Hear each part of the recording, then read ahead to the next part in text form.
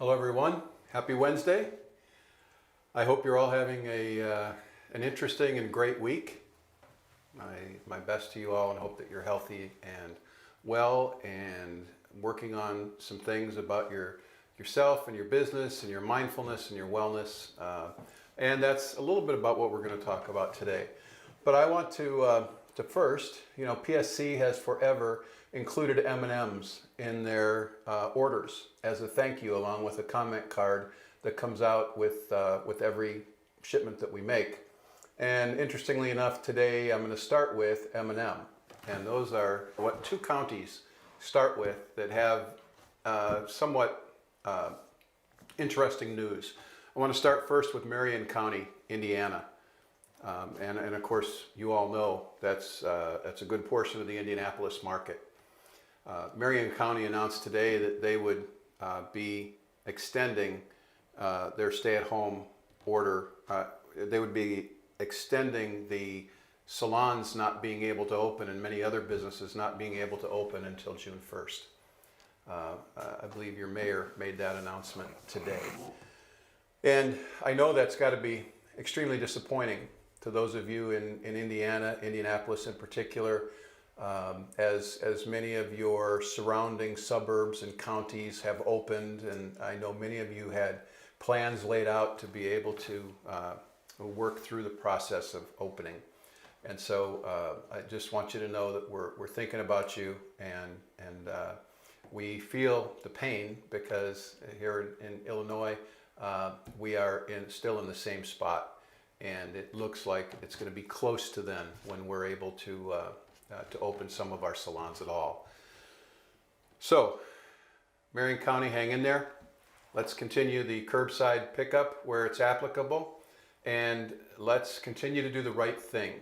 I know that when any of these situations occur, there's going to be some people who make a decision to defy, maybe that's not a good word, but to put the governmental orders aside and either open up anyway, or maybe do some off-site hair. I would suggest to you that you think twice about that. There's a reason why we're being told that it's not safe. And if it's not safe for you as a stylist, as a salon. It's not safe for your guest.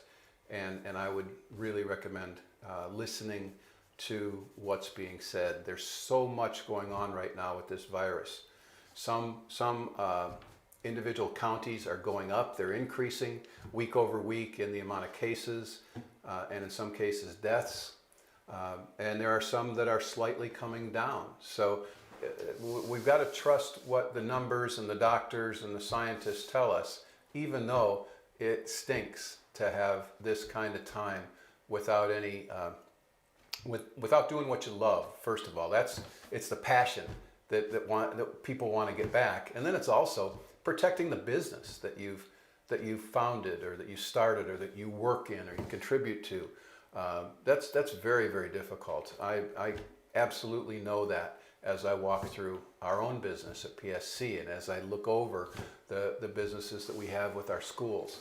So I feel your pain, but I'm going to call to your sense of doing what's right for you and doing what's right for your guests and your team. The other M is Madison County. So we had Marion in Indiana and Madison County in Illinois. And Madison County in Illinois last night, their powers that be made a decision to open their county back up, to open the businesses back up, in spite of, or without concern to, what the state governor's orders are. And before I came on, I just saw where in fact many businesses have opened. I just want to share with you some things, especially after hearing the governor's talk today. Those businesses being opened in Madison County are in fact breaking the law. And as much as we want to open, I want, you want the state of Illinois and the state of Indiana to be fully open.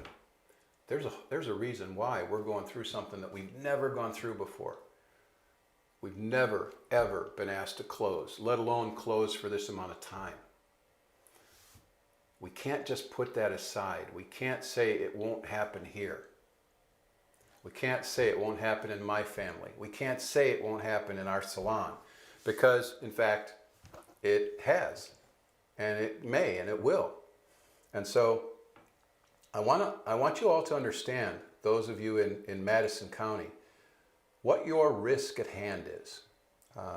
The governor said today that all of those departments that are under his purview, which include the IDFPR, which is the division, which is the branch of the state government that licenses salons, barbershops, and hairdressers. He said that they would aggressively pursue this, and with the possibility of either suspending or revoking licenses. Not what I said, what he said. The other thing is that right now you are on pace, according to the Restore Illinois program, to being open in about 15, 16 days. So my question is the risk that you would take worth the profit that you would make? Is the risk that you would take worth maybe upsetting the apple cart and having that, having there be a flare of cases that would push back the legal start date for salons and businesses in your county? I know it's a tough decision, and I don't have all the answers, and I know no one does. We're all trying to do the best we can with what we've got. And I know if it was a matter of feeding my children or not feeding my children, I would make whatever decision was necessary. However, long term, your license was hard fought. You worked hard to get it. And I would hate to see anything happen to that license because of maybe county leadership choosing to go up against our governor. So the M&M story is interesting. One is staying closed longer. The other is opening in spite of the executive order that's in place. And the thing that the answer to me is the same. It's we need to be careful. We need to be smart. We need to do what's right long term for yourself, for your business, for the people that you employ, for the people that you work on, and for your community at large. Hairdressers have always been the pillars of their community. We got that because we consistently think of our guests first. Our guests are that whole community. So my suggestion is, as hard as it is, make the right call and do what's right. And I don't pretend to have the exact answer as what's right, because it can be different from one of you to the next. But it's your choice, and you need to give that some significant thought. I know that today was a record day in number of new cases in Illinois. Was it new cases or deaths? One of the two, but both are tragic. And I know we're hearing things from around the country. State of Georgia, who was the first to open, has had a real influx and growth in cases as a result of post-opening. That's going to be interesting what happens there. I talked to someone from Atlanta today, and they were very frustrated with their fellow human beings in Georgia, and they were just talking about how reckless people are being, that they're not even all wearing masks, and there's a lot of that here too. So a lot of the future is out of our control, but there's a lot of our future that's in our control, right? It's in your control whether you honor the stay-at-home order. It's in your control whether you wear masks. It's in your control whether or not you are washing your hands thoroughly and often. It's in your control whether you have sanitizer, hand sanitizer. It's in your control whether you're sanitizing flat surfaces around the house. It's in your control how frequently you're touching your face or your mouth and your eyes and your nose and all of those things. That's all of that. That's what we can control. We can't control necessarily what the politicians are going to say. And see, I just touched my mouth. I thought about it and I did it. And I apologize. But the fact of the matter is that we have to get through this yet. In Illinois, we've got 15 or 16 days to hopefully make our first step forward to recovery. But I'm going to be the first to tell you, if it's not safe at that point, and people are being honest with us that it's not safe, then I think we need to step back. But we'll see. The part that I've asked for in previous lives, and the part that I'm going to ask for again, is that I want you to be loud to your state, local, and federal politicians. Those people that are the decision makers in whatever means you have.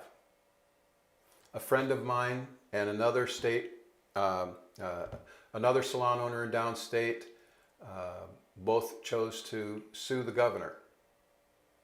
That's absolutely our right to do. It's our right to push back on our government in a proper way. I'm not saying everybody needs to do that, but I salute those who did, especially from our industry.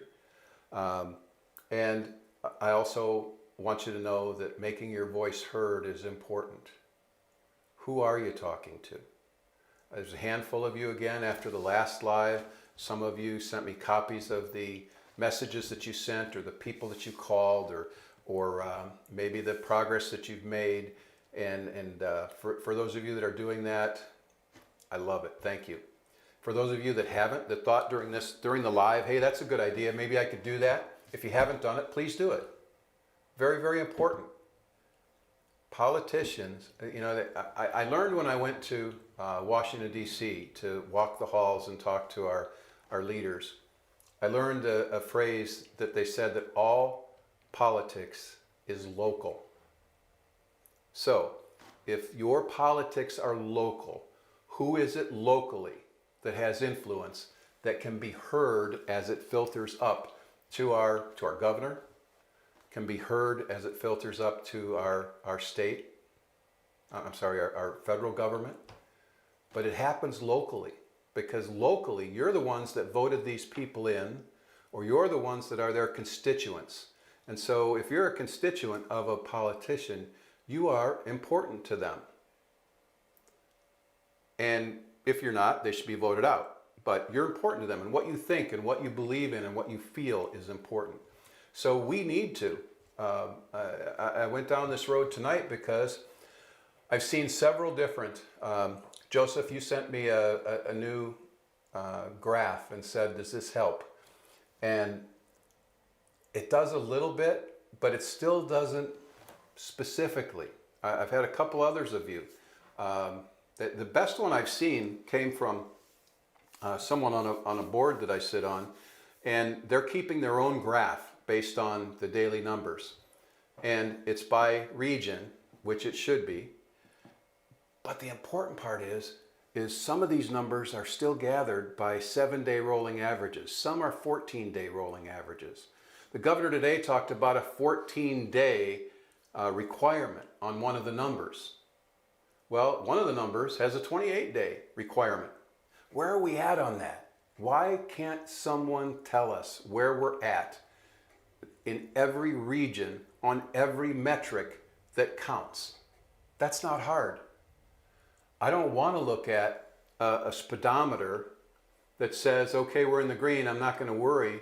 If we need to be in the green, which is phase 3, we need to be in the green for 28 days or for 14 days. It's not just, like you're going from 20 to 30 to 40 to 50, and when you get to 50 miles an hour, you're good. It's not that. It's the number of days that you're at 50 miles an hour, so to speak, on that kind of a graph.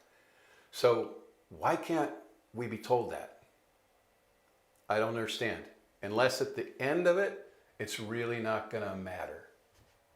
and they're just going to make a decision when we get to the end of May or the beginning of June. So I think it's time that we are heard as a group, that we want to know. And I think that's the kind of pushback that our government should be getting right now. We're not telling them what to do, yes or no, right or wrong. We're saying, be transparent, be upfront with us. You've told us what the metrics are, sort of, pretty ambiguous, but still you've told us these things matter. And you told us in some cases 14 days, in some cases 28 days. You've given us a percentage of ICU and ventilators. But you haven't told us our progress toward that goal. And we're not being real clear on that. So my suggestion is, and I want to think back to another message that I got, which was someone reaching out to not the politicians, but the press. And if we can get questions in the hands of the press to ask the governor at his press conferences, excuse me, if we can support the people that are trying to make a difference in getting the state of Illinois and the state of Indiana open safely and in the best possible way. We're not saying at all, let's bypass safety. We want to champion safety. There are no safer businesses over the years than salons and shops. You have in your license so much of infection control and sanitization and care for the guest. It's part of what you've always done. This isn't new because of COVID. Yeah, we're going to ramp some things up, not necessarily because it even has to, but we're going to ramp things up because we need our guests to feel safe in our businesses more than ever. How do we reach out to the people who can touch the people who have influence? That's the message. And I know it might sound like a little bit of a broken record, but if they can ask the governor the same questions day after day after day after day during this whole COVID executive order of stay at home, then I guess I can say to you, we need your help day after day after day. We need your voice day after day. We need you to reach out and touch the people who can reach our governor's ear, who can reach the politician's ear, and not say that we want to go rogue, and not say that we want to break the law. Say we want to honor the law. We want to honor safety. That's what we're known for. But we want to know, truthfully, what's next. I know that I watched the governor many times today say everyone should go back and read the Restore Illinois plan and see how robust it is and see how it's even better than the national plan. Well, it may be. I certainly have gone over it, I'm going to say probably as many times as anyone, just in trying to be a good leader and trying to prepare for this. And it's a good plan. I've told you all the things I like about it, the pluses and even the potential minuses that could come from it. But we've got to take the ambiguity out of it. And we have the right to see a scoreboard daily. And it's not just a graph. Please don't mistake a graph and a scoreboard, because we need to see the aggregate of it. Are we getting closer to these requirements, or are we falling short of these requirements? As close as the governor came to saying anything about that was, he said, we're flattening, we're starting to flatten the curve, we're not declining. Well, if we're not declining, and we need to decline, then how can we really be 15 or 16 days away from potentially opening? I don't know. But again, we can know. So I'm just one small voice on one Facebook Live that comes to you 3 times a week. But I've always believed that if we can touch hairdressers, if we can influence If what I'm saying can influence you, I've always believed that hairdressers can change the world. Because you touch the people. You touch people. And it's people and their behavior that's going to change the world ultimately. It's people and their behavior that's going to get us out of COVID-19. It's people and their behavior that's going to allow us not only to open, but to stay open, because we're practicing safety for our guests. And again, what I want to say to you is, I learned during the Katrina time that we need to take care of our own. I want to say again another word. I know that some of you have had difficulty. Those of you that are 1099 employees or gig workers, or those people that are self-employed, have had some challenges going and maybe filling out or getting done what needs to get done for your unemployment. Do that. Do that. Don't give up. And that's, I guess, what I want to say to everybody on all these topics is, we only fail when we give up. We can do this. We will do this. And we'll do this because, again, as I've said many times, we're not alone. You know, what we can't do, God can. And with that, with Him in our court, we can do more than we ever thought was possible. And that's what I want to challenge all of you to do. Let's together do more than any of us ever thought was possible. Do more than any one of us could ever do. And make this COVID-19 the positive, the learning experience that we know it can be, the elevation of the true businesses that care and that want to make a difference. I know, for sake of example, right now, that there's so many voices. I started saying this weeks ago. There's so many voices that are coming forward. There's companies and people who haven't said a word really about the coronavirus, who haven't said a word about sustainability, sustaining your business, that are starting to say that. And you get all these lists, and people are doing webinars, and we can help you with PPP and IDLE. And you know what? That could have been done a long time ago. What is it that's right there in front of you that if you did it would make the big difference? Take action today. Take action tonight. Write that letter, make that phone call, find out who in your customer base may know someone who's a person of influence, who they can connect you with. I think I told you a long time ago, this was an amazing thing to me, but there was a person in Atlanta, Georgia, who knew a hairdresser in Indianapolis, who knew a surgeon in Chicago, who connected surgeon to hairdresser in Indianapolis to school owner in Chicago to provide head covering for surgeons because they didn't have them. If that's the way our industry's always worked, why don't we use that right now? Who knows a person that knows a person that can get us in front of another person that can make the big difference in this? This is about communication, but this is as much about persistence.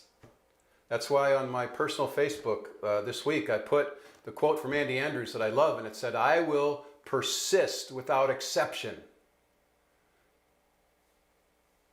Some people, famous author called it grit. That's what grit is, persisting without exception. I love the way Andy Andrews puts it. But will we persist without exception? That's what we need. See, all of us, this could be this could be amazing. And we're going to open up, and we're going to be strong, and we're going to make a difference. And we're going to do it together. So that's really the message of the day. And I hope you're all thinking about the future I hope you're planning for that. Um, there's so many little details that need to be done. I can tell you that there's more, for example, there's more barbicide that's been consumed than what's able to be produced. The secondary position of that is Marvicide. Marvicide you can't get right now.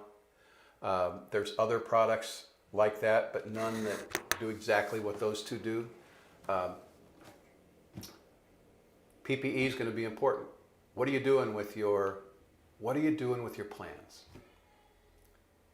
Most of our PPE will be in either Friday or Monday and be available to be able to start shipping to you, our clients. Remember, our goal is we want to help you get open so that you can do the business that you need to do, so that we can be your distributor of choice, so that we can continue to supply you. I'm not interested in making a lot of money, any money really, on PPE. I'm interested in working with you, getting you back on your feet, growing your business together, being safe with your guests so that we can stay open, and again, making a difference.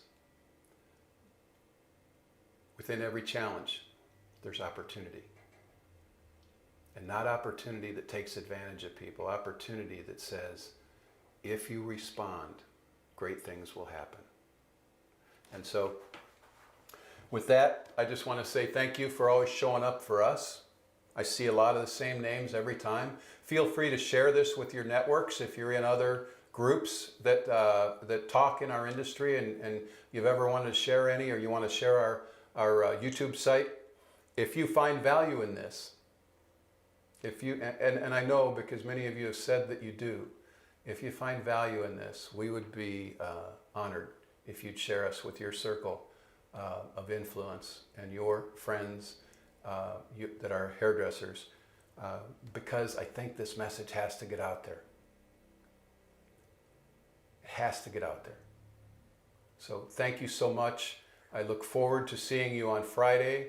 We'll have, I'm sure, more additional news, and take action tonight and send me a direct message and say, this is what I did. And for those of you that did already, you know how to do it, so do it again. But I just want to say thank you. We love you, and we look forward to seeing you on Friday.